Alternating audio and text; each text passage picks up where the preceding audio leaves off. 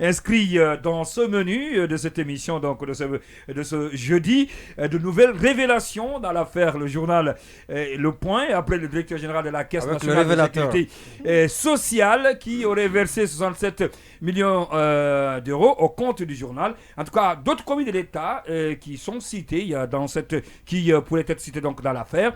Qui sont cités ou qui, quand je dis cités, c'est par rapport justement de façon officielle, parce que là, jusqu'ici, en tout cas juridiquement parlant, leurs noms n'ont pas été cités. Donc, et je veux parler de la lettre que Dansa Kourouma a adressée au directeur national de la Caisse de sécurité sociale, et lui demandant, si vous voulez, d'être prompt par rapport justement à l'équipe du journal Le Point, qui devrait donc rencontrer le directeur national de la Caisse de sécurité sociale pour enfin voir les voies et moyens pour une parution naturellement dans le journal. Boubacar Sansobari, vous avez suivi en tout cas l'actualité depuis quelques jours. En tout cas, on en a parlé dans cette émission par rapport à ce sujet, mais sauf que le cas de Dansa qui revient, en tout cas, beaucoup se posent la question, comment est-ce que le président du CNT peut être impliqué dans cette affaire? Alors, je pense que ce que nous avons appris entre hier et aujourd'hui, c'est que l'affaire va au-delà de Bakary Sylla, l'affaire va au-delà de la Caisse nationale de sécurité sociale. C'est quelque chose qui touche au plus haut niveau les principaux responsables du pays. D'abord, quand vous disiez tout à l'heure, le directeur général de la Caisse nationale de sécurité aurait viré, je pense qu'on peut se passer du conditionnel désormais. Il est avéré que ce montant-là a été viré. C'est avéré. Et on va se demander vers qui cela a été fait, mais le montant, lui, il a été viré. Maintenant, de ce que nous apprenons, c'est que il y a eu des instructions qui ont été données à Bakary Sylla pour faire ce virement, pour faire cette communication. On nous apprend que il y a même des informations qui disent qu'au-delà de Dansa Kourouma, le monsieur serait venu de la présidence de la République vers Dansa Kourouma. Ça veut dire que c'est une communication qui émanait, la décision de l'introduire dans les différentes structures aurait émané de la présidence de la République. Et il se dit même que ce n'est pas que la Caisse nationale de sécurité sociale. Vous avez cité le cas de Dansa Kourouma. Nous avons aussi eu le courrier de Ousmane Gawal Diallo qui a demandé au directeur général de la Caisse de EDG plutôt d'entreprendre la même démarche. Maintenant, la question, il y a une question qui demeure toujours, c'est le montant. Le montant, notamment les 67 800 euros, pour cette communication-là, on continue à s'interroger, est-ce que ce montant équivaut au service qui était requis? Par ailleurs, on s'interroge, la relation entre ce fameux Jean-Michel Mété et le journal Le Point, le lien reste à établir. Il n'est pas encore suffisamment établi. Mais la question, c'est vraiment, par exemple, dans le cas de Dansa, comment se fait-il que lui, comment expliquer qu'il ait demandé au directeur national de la Caisse de sécurité sociale de faire cette communication-là? On ne voit pas le lien. Ouais. Et moi je dis, c'est d'autant plus incompréhensible que, a priori, une des prérogatives du CNT, c'est de contrôler la mise en comment je vais dire, l'action du gouvernement, la mise en œuvre de la feuille de route du gouvernement. Alors, ça suppose aussi que l'on contrôle les finances, que l'on contrôle les dépenses qui sont effectuées. Alors, si lui-même, et non pas faire des recommandations, lui-même peut faire partie de ceux qui demandent que les dépenses soient faites, je me demande, vous vous rappelez récemment, c'est lui qui interpellait l'ancien Premier ministre pour qu'il vienne faire la déclaration de politique générale devant lui, et c'était présenté comme la preuve de transparence, c'est notre façon à nous une mise en garde même avait été émise à l'endroit donc de l'ancien Premier ministre, voilà. Quand il disait c'est la dernière fois d'attirer votre attention pour venir présenter votre lettre. Alors on ne comprend pas que comment le responsable de cette institution régalienne qui doit pouvoir superviser tout ça, qui représente non pas l'État mais les citoyens en principe, les Guinéens en principe, je ne sais pas comment est-ce que lui subitement il se croit permis d'aider à communiquer pour la présidence. Est-ce que c'était pas juste pour faciliter peut-être je ne sais pas, la rencontre entre le représentant, disons soi-disant représentant du journal Le Point et le directeur de la Caisse nationale. L'État a tous les moyens pour gérer ça. Je pose l'autre question, c'est par rapport à Ousmane Gawal. Lui aussi, on a vu le courrier quand il était au ministère de l'Urbanisme et de l'Habitat. Alors, je ne vois pas là non plus. Oui, mais lui, il est dans son rôle. C'est le porte-parole du gouvernement. Non, je vais y arriver. Je vais y arriver. C'est son rôle, il est porte-parole du gouvernement. J'ai conscience que c'est le porte-parole du gouvernement. Mais est-ce que vous avez lu le courrier? Parce que là, il s'agit d'une communication. Permettez. Est-ce que vous avez lu le courrier? Parce que ce qui ressort de tout ça, qu'en réalité, c'est la trame du courrier est la même.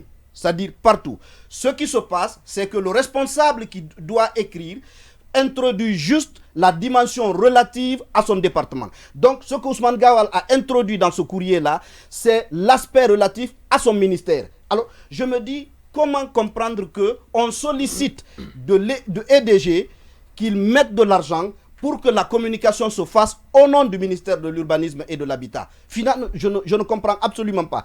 Et en définitive... Oui, est-ce qu'il l'a fait en tant que ministre de l'Habitat ou encore il l'a fait en tant que porte-parole du gouvernement? Parce que pour ce qui est de la communication gouvernementale, quand même, ça fait partie de ses prérogatives. Je dis, encore une fois, si vous avez lu le courrier, il est spécifiquement fait état de la communication en rapport avec le département.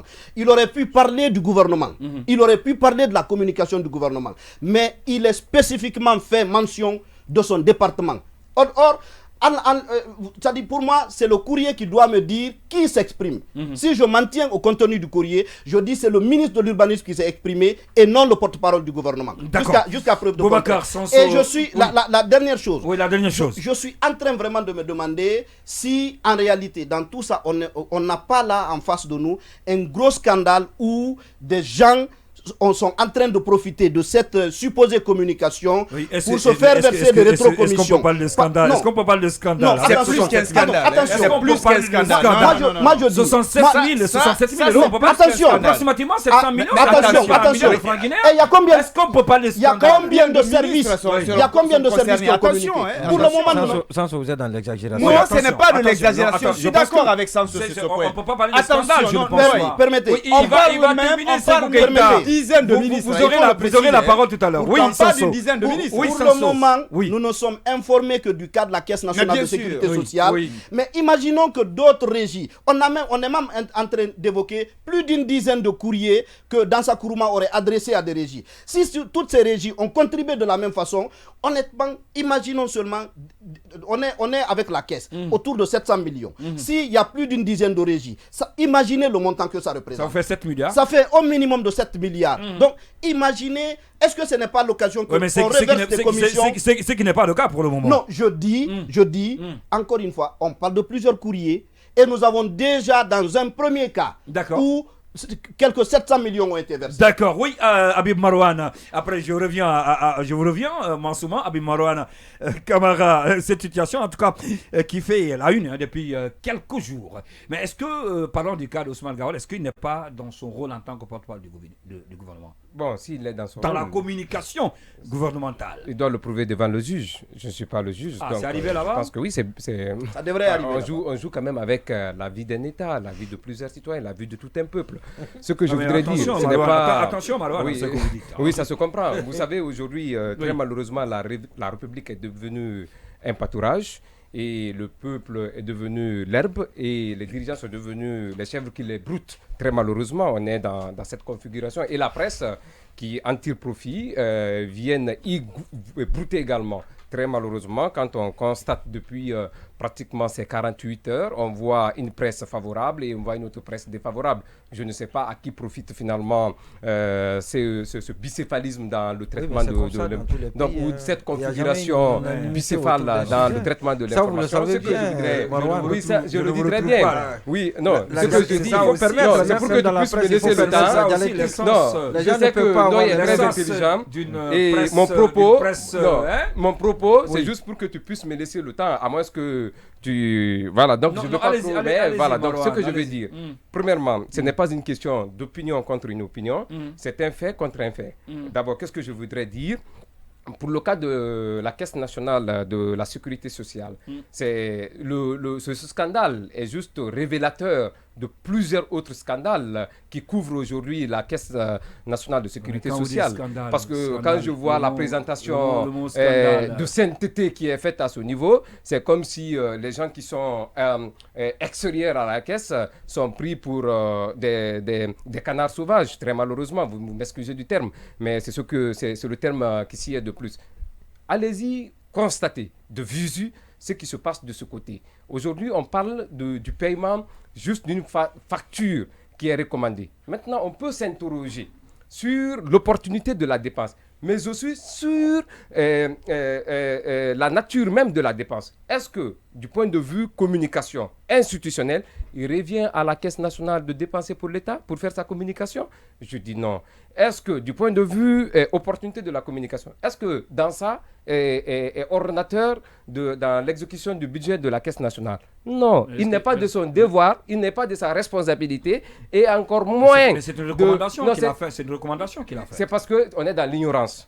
Il ne peut pas recommander à ce qu'une structure qui relève de l'exécutif puisse faire des dépenses. Parce que ceux qui sont experts quand même, les inspecteurs financiers, quand ils le verront, au niveau de la responsabilité, Bakary ne va pas faire écoper cela dans sa Nkrumah. Il est le premier à écoper cette responsabilité. Il portera cette responsabilité. Donc devant les inspecteurs, c'est lui qui va justifier l'utilisation ou les dépenses qu'il effectue au niveau de la Caisse nationale de sécurité sociale. Et d'ailleurs, quand on voit aujourd'hui les poursuites qu'il a engagées contre l'ancienne direction générale de la Caisse nationale... Les réformes plutôt. Non, je ne parle pas de réformes. Parce que de ce côté, il est maître de ses mots. Je suis responsable de ce que j'ai dit. Peut-être que tu es aussi auteur de tes propos, mais ce que je vais dire, il n'y a pas de réforme à la Caisse nationale de la sécurité sociale. La vie s'est arrêtée de ce côté. Pourquoi? Je vais dire. D'abord, vous parlez de réforme. Où est la réforme qu'il a engagée depuis qu'il est venu? Importer des cadres de l'extérieur du pays? Combien de cadres il a fait nommer à la Direction nationale de la sécurité sociale? Je peux vous dire, le fils de Dorval Doumbouya, cela n'engage que moi. Il prend combien là-bas? Plus de 25 000, plus de 2500 $. Vous pouvez vérifier à la Caisse nationale de sécurité. Ce que je dis, ce ne sont pas des accusations, ce sont des faits avérés. Et je suis en mesure de les prouver. Parce que c'est très simple, il faudra prendre aujourd'hui le registre des salaires, vérifier, vous allez comprendre. Au temps de Malik Sankon, on avait un budget qui était connu de tout le monde, mais aujourd'hui, depuis que Bakary est venu, il y a eu une majoration dans les salaires. Pourquoi? Et cela s'explique par quoi? Parce qu'il a importé des cadres pour venir gérer la caisse et en violation de la loi qui régit toutes les caisses au monde, parce que c'est une loi universelle qui les régit. On ne peut pas importer un autre cadre. Il en a importé plus d'une dizaine. Et même sa secrétaire particulière a été nommée dans des conditions les plus ubuesques. On ne va pas revenir à tout cela, mais de ce côté, il faudra quand même mentionner que la vie risque de s'arrêter. Troisième aspect, on parle de recettes engrangées. Oui, c'est justificatif, c'est très simple. Même Toto qui n'a pas fait l'économie, lorsqu'on bloque les dépenses et qu'on engrange on fait des recettes, c'est que là le budget va à la hausse. Ça, c'est une explication technique. Combien d'entreprises aujourd'hui de la Caisse, depuis que Bakary Sylla a été nommé, n'ont pas été payées? Allez-y voir les prestataires du côté de la Caisse. Combien ont porté plainte contre Bakary Sylla? Ce sont des faits. C'est une... mais si on part sur ce terrain, ça va être compliqué. Ensuite, quatrième,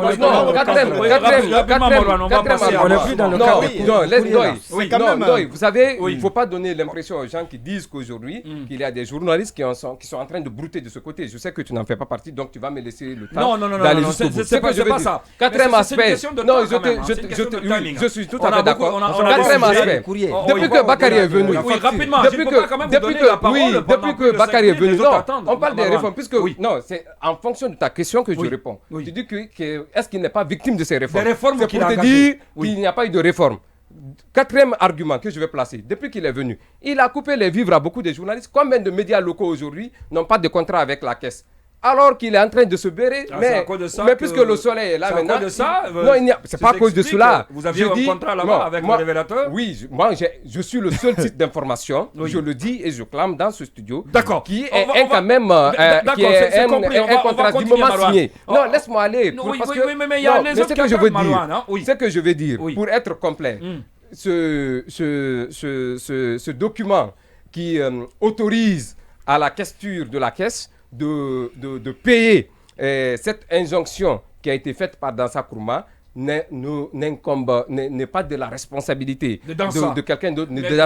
Parce que si Bakary s'exécute, c'est parce qu'il ne mérite pas le poste et en même temps c'est parce qu'il ignore. Je me demande pourquoi même il a servi pendant tout ce temps au ministère de l'économie. D'accord, Mansouma. Il ne connaît pas les règles la question après on va aller avec au dépasse de l'État. Mansouma. En fait, avant de rentrer tout droit dans le vif du sujet, il faut quand même qu'on relève quelque chose. Si ces correspondances-là, elles sont vraies, je ne peux toujours pas comprendre qu'on se retrouve avec des lettres truffées de fautes, comme ce qu'on a vu passer sur les réseaux ou sur le net. Pour moi, c'est inconcevable. Ça fait quand même plus d'un an. C'est la forme qui vous intéresse. Non, avant de rentrer. Ça, c'est le préliminaire. Ça, c'est mon introduction parce que je ne peux pas parler de ce sujet sans parler de ça. Il y a tellement de fautes où on dit de la EDG. Non, ça se dit. De la EDG, ça se dit. Ça se dit? Ok, d'accord. Bon, pardon. On dit de la Guinéenne de l'électricité. Ça se dit avant. Oui, ok, de la Guinéenne de l'électricité. Oui. Ça, c'est bon, je suis perplexe. C'est pas une faute. EDG, c'est électricité de Guinée, mais quand on dit de la EDG, c'est de la électricité de Guinée. Bon, c'est comme ça que moi je le lis. Peut-être que allez-y. Bref, c'est des détails. Encore qu'il n'y avait pas que celle-là. Oui, il n'y a pas ça, c'est juste un seul exemple, mais il y avait beaucoup de fautes dans ce courrier-là que je n'ai pas compris. Pour moi, c'est inconcevable. On a quand même des personnes qu'on paye au sommet de l'État pour diriger notre pays, et s'il s'avère que nous on a plus de niveau que ces personnes-là, mais qu'on inverse les choses, que nous on aille à leur place et qu'ils viennent, parce qu'avant ces fonctions de ministre, secrétaire général et tout ce qui allait avec, c'était quand même des fonctions tellement respectées que pour y accéder, on ne pouvait même pas s'y projeter comme ça. Mais aujourd'hui, tout le monde se retrouve au sommet de l'État. Mais vous ne pouvez pas dire quand même que ceux qui sont là ne sont pas à la hauteur. Non, mais il y en a beaucoup qui ne sont... Mais en voyant ça, si ça a été signé par un ministre, c'est qu'il y a un sérieux problème. Donc là, maintenant, pour entrer dans le sujet, je suis d'autant plus choquée que Sanso qui parlait. Mais comment on peut retrouver des têtes comme Dansa Kourouma, comme Bakary Sylla dans une histoire de communication? En fait, rien ne va dans ce sujet. Et au-delà du fait qu'ils n'ont pas leur place dans ce sujet-là, pourquoi aller payer un média étranger pour faire une communication sur ce qui s'est passé sur un bilan du CNRD? Déjà, il faut que le CNRD... Les acquis du CNRD. Les acquis du CNRD. Vous trouvez ça anormal? Non, oui, c'est anormal. On est dans une transition. Là même, on se dit qu'il ne faut même pas parler de bilan. On est dans une transition qui a pour objectif un retour à l'ordre constitutionnel. Mais comment on peut être là à faire de la propagande? Mais on ne peut pas ne pas faire le bilan quand même. Non, mais payer. Non. Payer 67 000. On ne peut pas faire le bilan. Tout récemment, de 67 000. On a parlé du bilan de l'an 1, du CNRD au pouvoir. Je pense qu'on a assez de sites ici. Il y en a tellement plein. Pourquoi on donne autant de valeur à ces sites-là? Si on a très bien fait un travail et que cette première année de transition était sur la bonne voie, je pense qu'à ce jour-là, on n'aurait même pas besoin de payer un média étranger. Et le constat se ferait automatiquement, les louanges de cette transition-là se ferait automatiquement. Il faut qu'on sorte de cela. Et il faut qu'on arrête de faire cette interférence dans la gestion de l'État. Oui. On a aujourd'hui le président du CNT sur qui nous devons tous compter, qui est quand même à la tête d'une institution. Si c'est vrai tout ça, qui est quand même à la tête d'une institution qui représente, avec toutes les corporations qui représentent le peuple de Guinée, se retrouve à vouloir qu'il y ait une communication plus ou moins... Vous êtes dessus suite à sa lettre de recommandation? Je suis mais déçu. Ne répondra pas devant le juge. Je suis déçu. Parce qu'il n'est pas ordonnateur en matière. Mais en termes de perception pour l'opinion publique, ça vaut quelque chose. Non, c'est une mission grave dans le fonctionnement des pouvoirs de l'État. Ce n'est pas le fait de payer pour cet acte ou pas, mais ça nous alerte, nous, en tant que citoyens, en nous disant, bon, là, on n'est pas rassurés avec le Conseil national de la transition, parce qu'eux, ils sont censés taper un point sur la table. Ils représentent l'Assemblée nationale quand même. Mais là, les rôles sont inversés. Je trouve que ce n'est pas normal. D'accord, on va donner la parole à Lamine Monument si c'est concernant toujours le même sujet. En tout cas, le point toujours au centre des débats depuis quelques jours. Oui, le point, on a entendu beaucoup de choses. C'est vrai, il y a Marwan qui faisait son réquisitoire de la gestion de Bakary. De Bakary, mais ce que je sais de la gestion du CNS, du CNSS. Oui, de la Caisse nationale de sécurité sociale. Sinon, c'est 10 000 fois mieux aujourd'hui qu'avant. Et donc, on aura tout le temps d'en discuter et de parler de cette gestion. Sous Malick Sanko, il n'y avait pas de gestion. Généralement, la Guinée n'aime pas celui qui apporte. Non, sous Malick Sanko, il n'y avait pas de gestion. Ouais. Et quand on est encore nostalgique de la gestion de Malick Sanko à la Caisse nationale de sécurité sociale, ça veut dire qu'il y a problème. Donc, ce n'est pas surtout ça. Le sujet à débattre. Alors, je vais revenir sur ce courrier-là et sur la facture qui a été faite. J'ai vu le message de Dansa Kourouma tout à l'heure sur les réseaux sociaux et des médias ont relayé également ce... Oui, le message dit quoi, Lamine Monument? Oui, et attendez, permettez-moi... Oui, allez-y, rapidement, vous avez le temps. Je le sors là très rapidement et parce que c'est... Alors, je ne retrouve pas, mais je vais voir tout à l'heure le message. Il semble dire que les gens se sont en fait sien. Voilà, donc une information pour en faire un buzz, pour le souci d'avoir du buzz, de faire du buzz sur les... il était en quelque sorte dans la banalisation de ce qui se passe et il dit également à l'intérieur du texte qu'il fallait voir plutôt sous l'angle de quelqu'un qui est soucieux de l'image malmenée de son pays à l'étranger.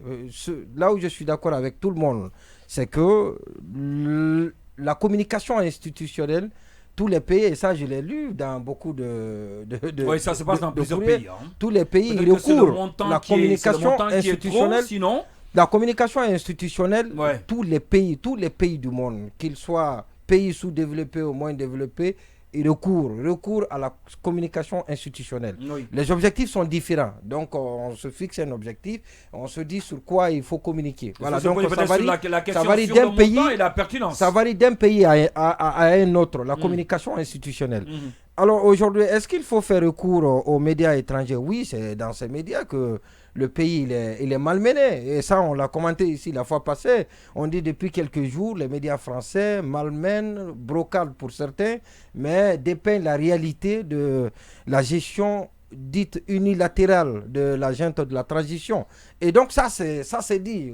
Même jusqu'à ce qu'on puisse subodérer donc une complicité ou sinon un changement de paradigme de l'État français et qui laisse certains de ses porte-voix comme RFI, France 24 malmener la junte au pouvoir. Alors c'est important, on se dit il faut aller vers ces médias-là. Mais moi mon interrogation, pourquoi c'est seulement le point? Alors avec toutes ces structures, toutes ces structures dont on parle, et parce qu'il n'y a pas que ça, on parle de la SEG aussi. Peut-être pour les recettes, on parle on parle aussi de la SEG aussi. On parle de la SEG, on parle de l'EDG, mais ça veut dire que tous les secteurs, toutes les structures de l'État, des caves à argent sont concernés par cette politique de communication, par cette stratégie de communication.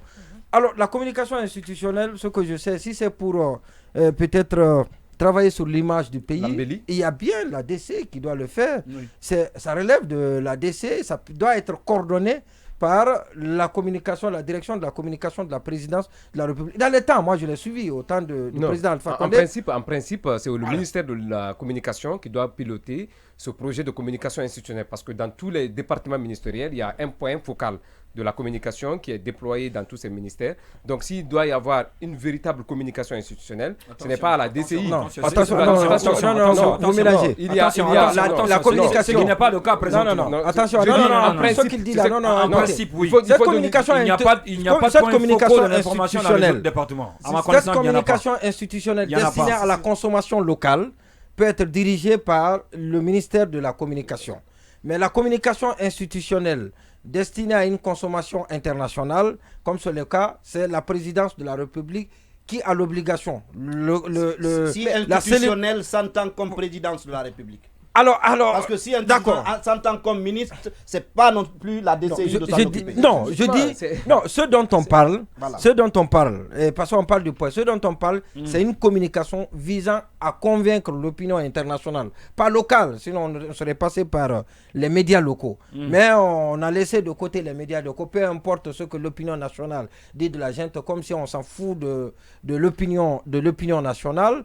Et donc, on va chercher donc des médias internationaux pour polir les actions du CNRD. C'est ça la communication institutionnelle et c'est l'objectif visé par ceux qui ont rédigé ce courrier-là.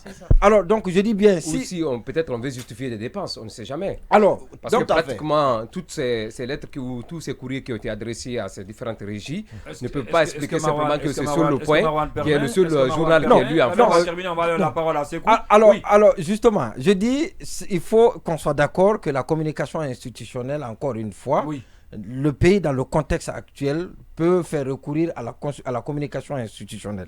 Maintenant, le point, et c'est de là que je parle, malheureusement on ne me laisse pas avancer, mon cher ami Marwan. Donc le point, ce qui est curieux de savoir dans cette affaire, pourquoi le point? Et il y a un démarcheur qui est là et qui se fait passer pour un interlocuteur, et ça on a entendu parler de lui dans beaucoup de pays, et c'est le démarcheur attitré, il est partout, il était au Gabon, et je vais vous envoyer... Il n'a pas bonne réputation. Il a fait beaucoup de pays africains. J'ai lu un article où on parle, où on dépeint ce monsieur, donc il est là. Et si toutes ces structures-là, si on commande plus de 14 articles au point, ça veut dire que jusqu'à la fin de l'année, et parce que c'est un hebdomadaire, jusqu'à la fin de l'année, ne fera que publier les articles venant de la Guinée. D'ailleurs, il faudra surveiller on va aller avec... Oui, rapidement, on va aller avec Sekou Keita. On va marquer la pause.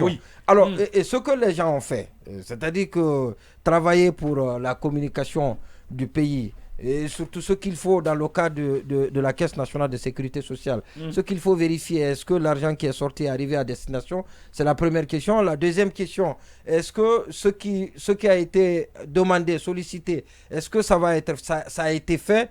Et l'autre chose, ma préoccupation principale, c'est que pourquoi au-delà pourquoi demander à des structures de financer une communication institutionnelle par le président du CNT, Dr Dansa, en quelle qualité, et même les éléments de langage. Parce que quand je lis dedans qu'il faut ressortir les relations entre la France et la Guinée. Ça veut dire qu'on est en train... c'est dire. Alors, ça veut dire qu'on craint quelque part que la France serait en train de prendre du recul par rapport à ce qui se passe. D'accord. Ça veut tout dire malheureusement de ce que nous apprenons par ailleurs.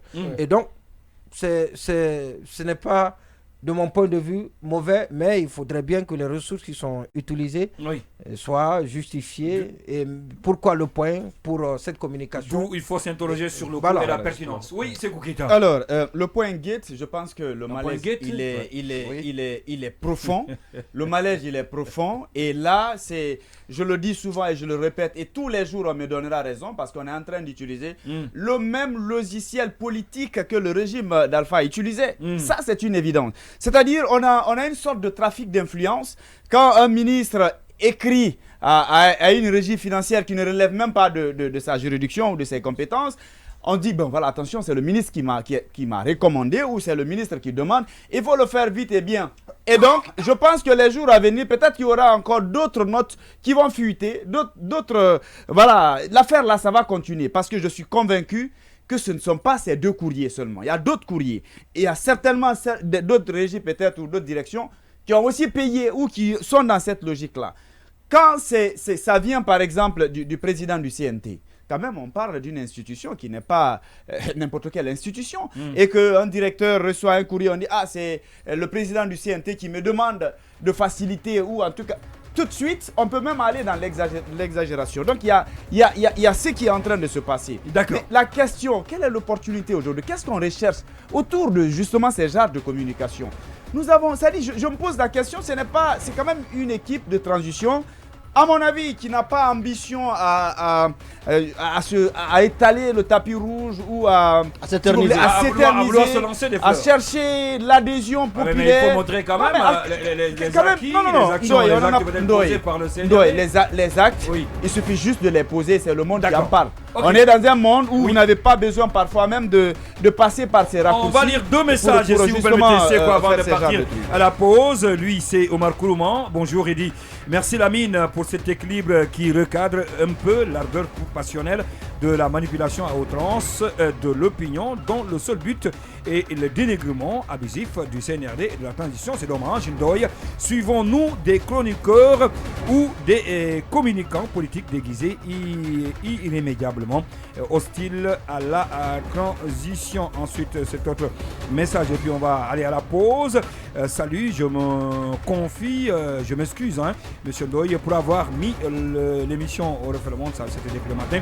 Ceux qui disent que je m'inscris dans la logique de démontrer au peuple de Guinée par A plus B que le colonel Doumbouya a mis notre pays, la Guinée, 1000 ans en retard, c'est vous qui le dites. Je dis bien 1000 ans en retard, le peuple comprendra dans un sous peu de temps. Signé Mamadi Diakité depuis Bokeh. On va marquer la pause, histoire pour nous de laisser la place à nos obligations commerciales. Et juste après, on se reprend dans la deuxième partie avec notre invité Mohamed Kamara. Il est économiste et consultant. À tout à l'heure.